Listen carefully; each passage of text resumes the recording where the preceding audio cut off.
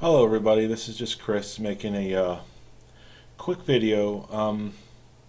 I was thinking last night, which right then and there is probably a worry, but I like Windows 8.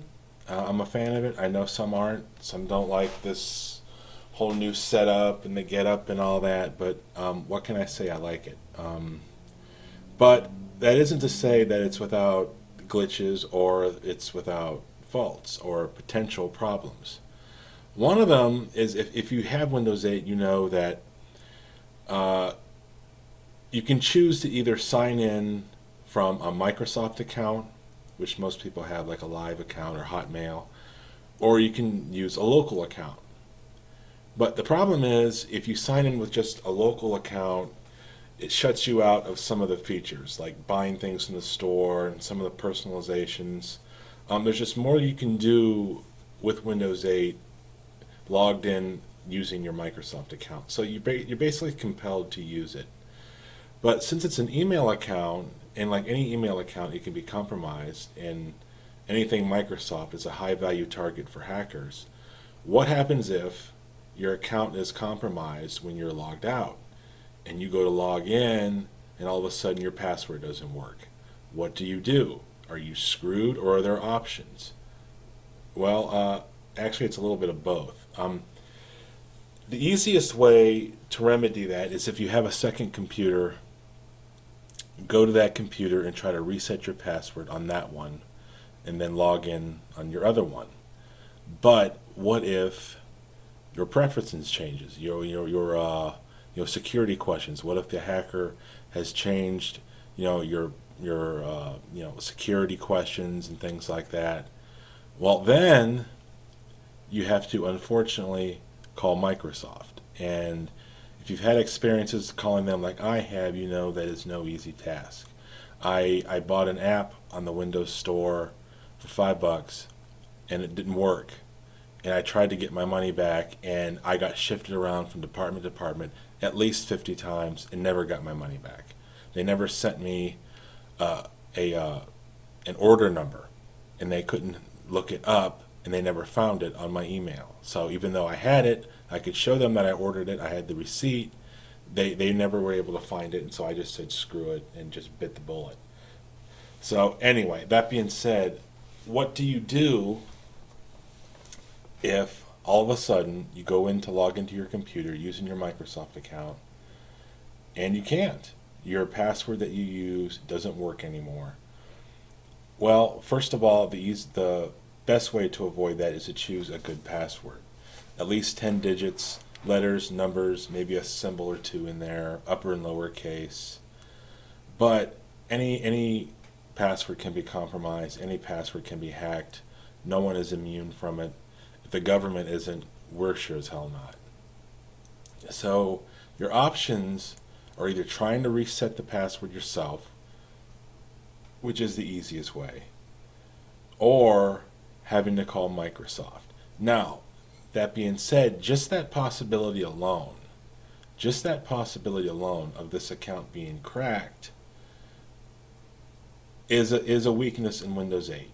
I mean, I'm sure there are ways to remedy it. It's only been out 4 months, so maybe Microsoft will address that. I don't know how much they can. You should be able to, they should update it so you can try to reset it on your login screen. If you have all your information, your security questions, they should make it so you're able to reset it on your login screen. Now, you could say that itself is a weakness as well, because someone could hack it as well and get that information.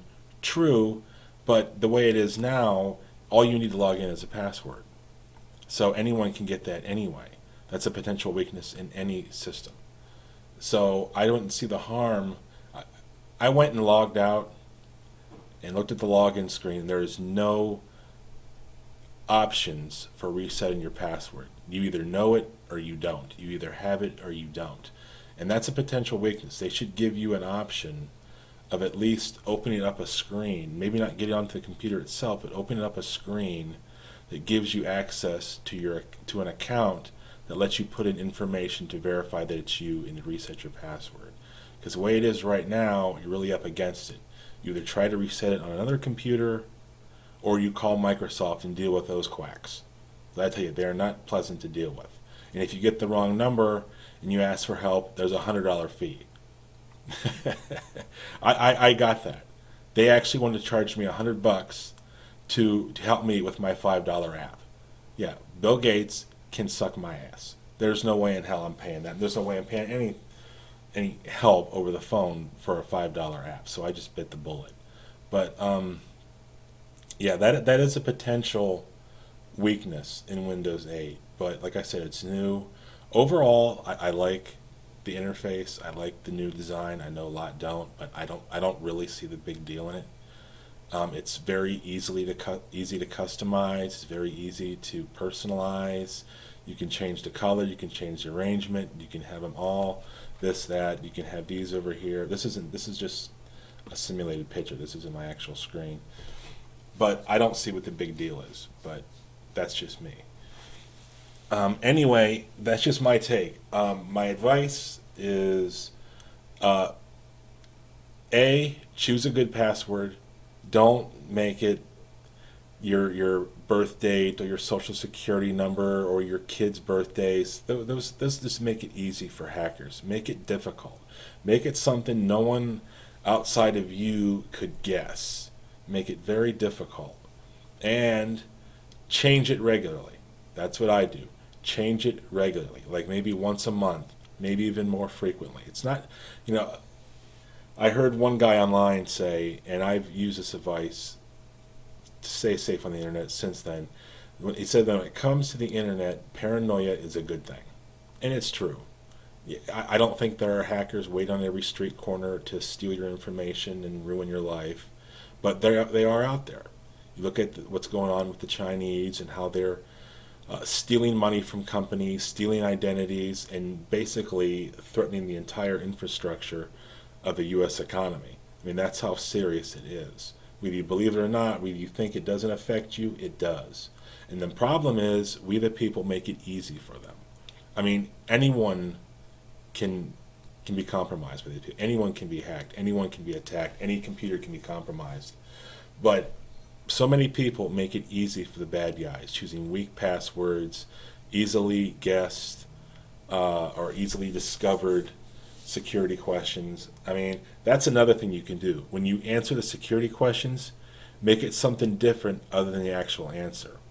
Like if you were born in New York, say you were born in Washington, D.C., so that way it's an answer that only you know. That if someone finds that out about you, they're going to look up your security question and say, hey, they were born in New York, they got it. But if you say another city, there's no way they can get it. So that makes it difficult for them to get into your account. You have to think like the bad guys sometimes. Just like home security, sometimes you have to think like them. What are the easiest ways to get into your home? What are the easiest ways to get into your email account or your computer? You have to think like them. It's just the world we live in. It's as simple as that. If not, you're just making it easier on them. Anyway, that's my take on one of the few weaknesses of Windows 8.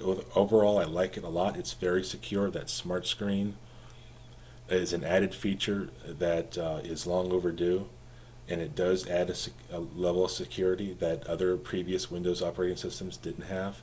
But I like it, and I'm interested to see what updates and improvements Microsoft will make on it in the future. All right, I'm out.